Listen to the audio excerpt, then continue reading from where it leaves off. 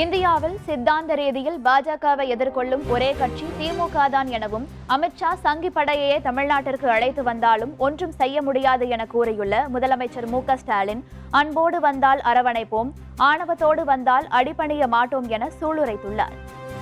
Ideological fight பண்ணிக்கிட்டு இருக்கக்கூடிய ஒரே மாநில கட்சி நம்முடைய திமுக தான். அவங்களால வெற்றி கொள்ள முடியாதது நம்முடைய தமிழ்நாட்டை மட்டும்தான். அதனால்தான் அமித்ஷா போன்றவருக்கு நம்ம மேல எரிச்சல். பீகாரை ஜெயிச்சிட்டோம், அடுத்து டார்கெட் தமிழ்நாடு தான் சொல்றாரு. மாண்புமிகு அமித்ஷா அவர்களே, நீங்கள் உங்க சங்கி படையே கூட்டிக்கிட்டு வந்தாலும் உங்களால் ஒன்றும் இங்க பண்ண முடியாது. இது தமிழ்நாடு. எங்களுடைய கேரக்டரையே புரிஞ்சிக்க மாட்டீங்களா? அன்போட வந்தா அரவணைப்போம், ஆணவத்தோடு வந்தா அடிபடைய மாட்டோம், எதிர்த்து நிற்போம்.